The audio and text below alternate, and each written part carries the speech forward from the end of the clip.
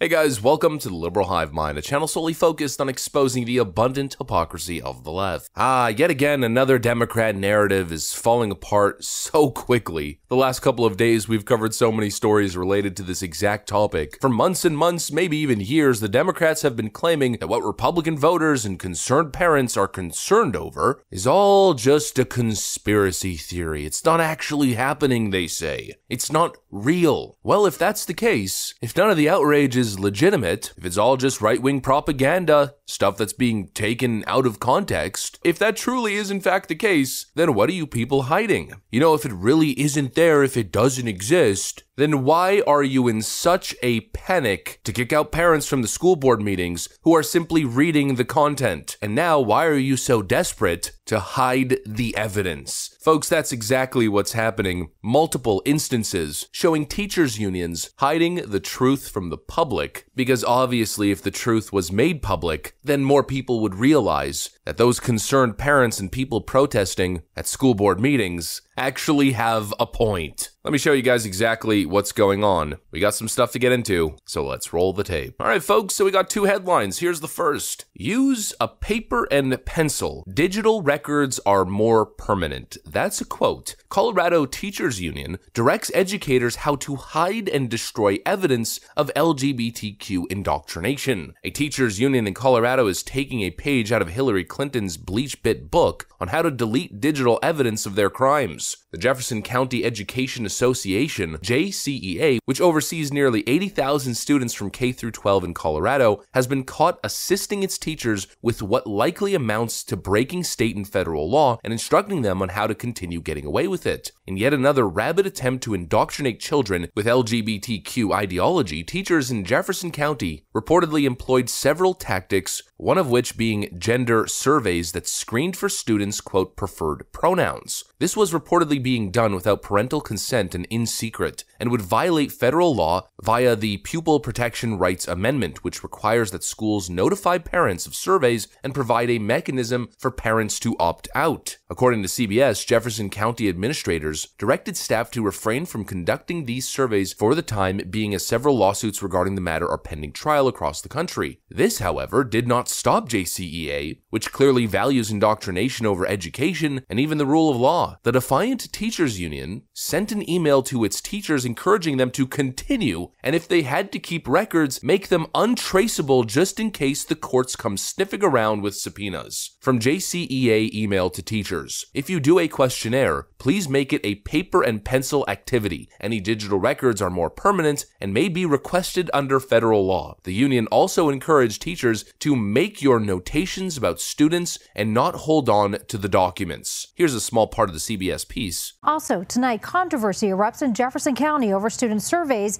about gender identity. Good evening, I'm Karen Lee. And I'm Michaelia White. Michael is off tonight. Parents say teachers are breaking state and federal laws, and their union is helping them get away with it. Our Sean Boyd has been investigating. So, Sean, what is the school district saying about this? That it warned teachers not to do these surveys, while the district says it is unclear whether surveys about students' preferred pronouns are illegal. There are several lawsuits regarding the issue, so administrators told teachers just don't go there. The teachers' union told them something else. It told them if they did issue questionnaires regarding preferred pronouns, they should be paper surveys, and they should get rid of them after they noted students' answers. Just days before the start of school in Jefferson County, administrators sent this email to all employees, reminding them state and federal law prohibits mandatory surveys that ask kids about protected information, and even voluntary surveys are illegal unless parents can opt out. So when Denise Crawford's son came home with a survey asking about his gender identity, she thought, what gives? Deceived, lied to, taken advantage of. She's not alone. Parents with Jeffco Kids First say dozens of teachers have conducted the surveys, and worse still, their union advised them to hide evidence of them. An email from Jefferson County Education Association to teachers says, if you do a questionnaire, please make it a paper and pencil activity. Any digital records are more permanent and may be requested under federal law. The leadership actually provided an avenue to get around the law and basically saying it was okay. School board member Susan Miller says the union put teachers' jobs at risk. Those that violate the law can lose their licensure. Crawford says it also put teachers' relationship with parents at risk. And I don't feel I can trust the teachers. She says she's not anti-LGBTQ. Her nephew, she says, is transgender and daughter gay. This is not political. It's just that they're breaking the law. What would you like to see happen?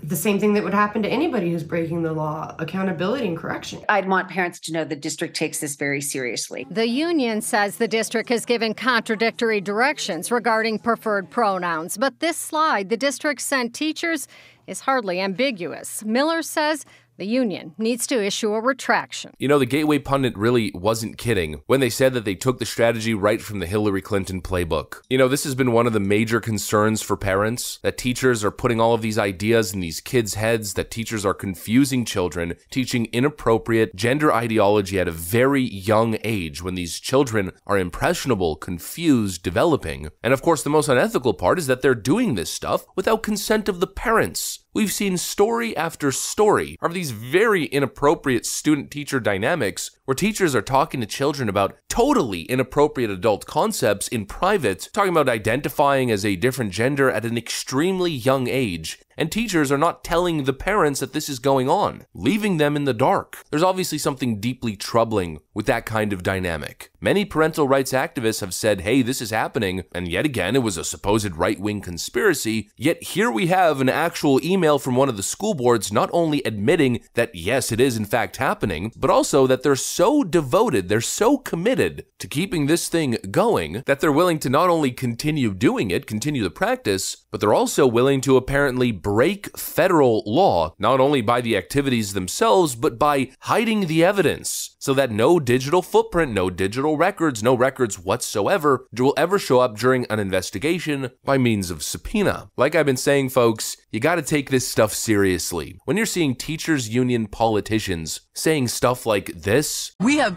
never invested as much in public education as we should have because we've always had kind of a private notion of children. Your kid is yours and totally your responsibility. We haven't had a very collective notion of these are our children. So part of it is we have to break through our kind of private idea that kids belong to their parents or kids belong to their families and recognize that kids belong to whole communities. Once it's everybody's responsibility and not just the households, then we start making better investments. When they're telling you that your children do not belong to you and that you don't have rights over your own child's development, when they're saying that actually your children are the state's children. I think even Joe Biden echoed that sentiment at one point.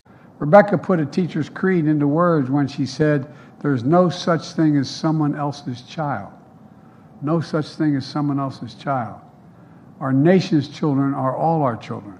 When they're telling you that, you should probably take it seriously that they actually believe it, because they do. And they believe it so wholeheartedly that they're willing to break laws. They're willing to essentially do anything in order to fight for that interest. Right again, obviously. Another leftist narrative falls apart. Another unhinged right-wing lunatic conspiracy theory turns out to be less of a theory and more of a basic fact. We just keep getting proven right over and over again. They're obviously trying to hide something. As we covered, I think 2 days ago with James O'Keefe's media group, you know, that interesting little reaction between school board executives or administrators and the police officer that they called onto the scene. If they weren't doing something wrong, if there's no panic that something inappropriate is going to be exposed, well, then they probably wouldn't be calling the cops totally flustered in a state of panic at the sight of a journalist. Obviously, if that's the reaction that you have to James O'Keefe simply being present, well then clearly you're trying to hide something. Well, now we have confirmation that yes, that is exactly what is going on. They're not trying to hide something, they are hiding things. They're breaking federal law and most importantly, showing a total disregard for parental rights in education. In other words, they're doing exactly what we said they're doing. Surprise, surprise, surprise to basically no one. Anyways, that's what I got for you guys. Hopefully you enjoyed this video. If you did, make sure to leave a like and possibly subscribe to the channel. You know, we'd love to have you here. Thanks for watching, and I'll see you on the next one.